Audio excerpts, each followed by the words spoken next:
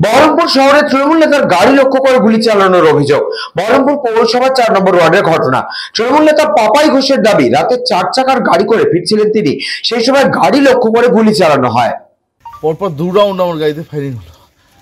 প্রথমটা খুব জোরে আওয়াজ হয়, দ্বিতীয়টা হালকার মধ্যে। বহরমপুর শহরের তৃণমূল নেতার গাড়ি লক্ষ্য করে গুলি চালানোর অভিযোগ। বহরমপুর পৌরসভার 4 নম্বর ওয়ার্ডের ঘটনা। তৃণমূল নেতা পাপাই ঘোষের দাবি, রাতে 4 চাকার গাড়ি করে ফিরছিলেন বাড়ি, সেই সময় তার গাড়ি লক্ষ্য করে গুলি চালানো হয়। রাজনৈতিক কারণে গুলি চালানো হয় বলে অভিযোগ। ঘটনায় চাঞ্চল্য ছড়িয়েছে।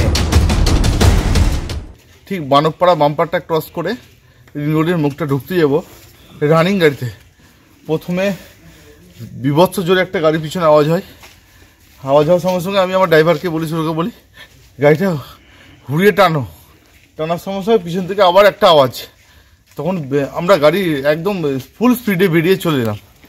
পরপর 2 রাউন্ড আমার গাড়িতে ফায়ারিং হলো। প্রথমটা খুব জোরে আওয়াজ হয়, দ্বিতীয়টা হালকার মধ্যে। স্পটে কাউকে দেখতেও পাইনি। কারা কি করেছে কি কিছু মনে বুঝতে পারছি না। ব্যুরো রিপোর্ট, নিউজ বঙ্গ টাইম।